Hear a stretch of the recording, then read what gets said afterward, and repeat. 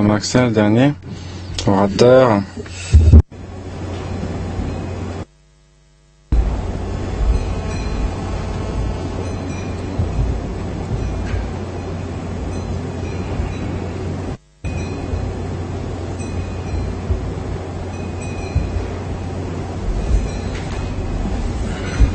Thanks, Machuki.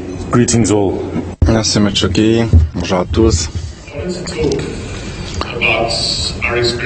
Alors, je voudrais parler de notre expérience liquide avec des partenariats. D'abord, un bref aperçu, car certains d'entre vous ne nous connaissent peut-être pas, ou peut-être oui, sans savoir ce que nous faisons. Nous avons été fondés en 2004, nous sommes partie du groupe Econet. Nous avons commencé d'abord comme opérateur satellite et voix. On a commencé la planification fibre en 2008. Nous avons lancé notre fibre haute vitesse entre Zimbabwe et l'Afrique du Sud en 2010. Ensuite, entre la Zambie et le Zimbabwe en 2011. Nous avons plus de 6000 km de fibre. Avec un trafic en 2012, d'autres constructions, projets sont en cours, de nombreux services sont offerts à une variété de consommateurs. Il y a une série de services flexibles allant de l'entreprise, transporteur. Nous sommes passés également dans le monde du détail en tant que acteur du marché. Ils sont passés des locaux. And then dividing it into even smaller chunks and selling it on.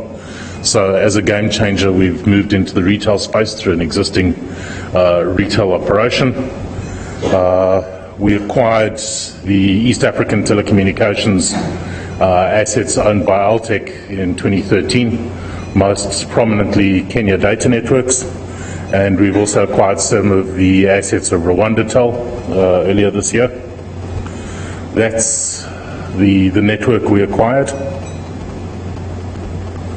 So in 2012, when I last delivered this talk, I put up this slide and I very proudly proclaimed us as Southern Africa's largest regional fiber network. And in 2013, I can put up this slide and proudly proclaim that we're now, in our view, Africa's largest regional fiber network. Partnerships are extremely important to us at Liquid. As a Pan-African operator, partnerships are absolutely vital to us. The first thing that I should mention is that we have a principle that we don't build where infrastructure exists. It's just not an effective way of going about doing things. Sometimes we do,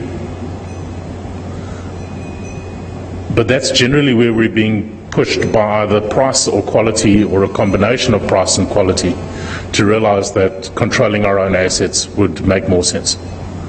I can give an example of our build in South Africa. We had no intention of building in South Africa, but the services we were getting were of such poor quality. And given the number of other countries that were hanging off that link, we made a decision that we just could no longer afford, even though we had redundant links, we could no longer afford to be in the hands and held to ransom by other operators, so we invested in our own infrastructure. Not because we wanted to, but because we were given no option. Others saw that route as a semi-viable route. We were more or less the only customer on the route with any degree of real capacity, and they weren't willing to provide the upgrade or able to meet the service levels that we were required in order to meet our customer service levels on the other side of the border. So we built. But it's not our preference. We work with local partners. Those are usually operators. But increasingly we're working with non-telecom infrastructure providers, and it was touched on by the earlier speakers. Utility providers, where again there's not the same level of concern about competition, there's not the same fear of another operator, so they're generally more willing to partner. Trying to partner with local operators sometimes is really difficult. People are incredibly sensitive. Organizations sometimes have become moribund because of years of monopoly. that they're really concerned that if they partner with another operator, they're going to become the junior partners very quickly. Non-telco operators seem to get this. If you're putting fiber on their power lines, they're not worried that you're going to take them out. They welcome the opportunities that you bring to them. What we've recognized is, as a Pan-African operator, we can't go it alone. We're not resident in every country. And when we try and take advantage of the benefits of bringing, in particular, submarine capacity to landlocked countries, we're relying on a neighborhood network.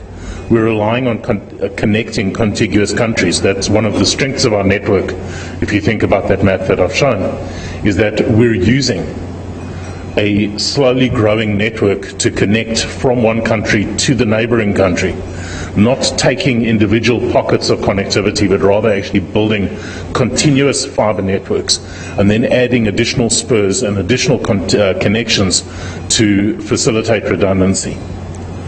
We've also got to take into account that there are local requirements, there are local conditions, there are regulatory requirements. Many countries have a local ownership requirement. So we seek out appropriate partners in country with whom we can do business. People who add value to what we do and to whom we can add value. And we certainly are not proponents of dummy shareholding, but rather looking for local partners who can add real value in terms of our network and our network expansion. And we believe that we add value connecting a national network to a Pan-African network and then beyond Africa. And that has significant advantages to the local network. In terms of specific challenges, one that hasn't been touched on, and maybe it's just because people aren't hitting it yet, is transfer pricing. It's a major issue in terms of networks in some of the more developed economies, and I think it's going to become a significantly more challenging issue, is looking at how you price from country to country.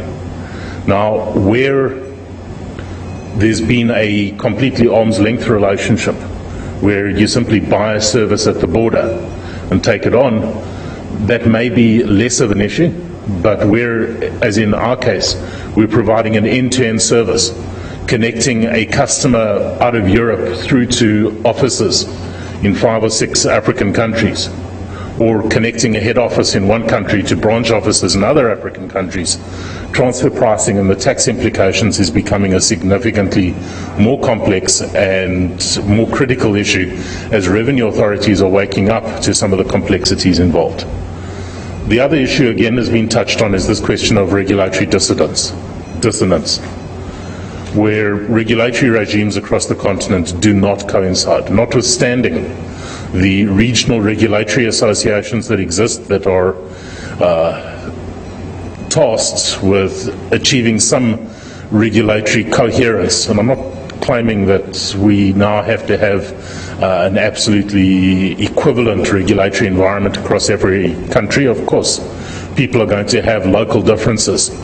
But the regional regulatory associations were set up with the intent of at least having some degree of harmony.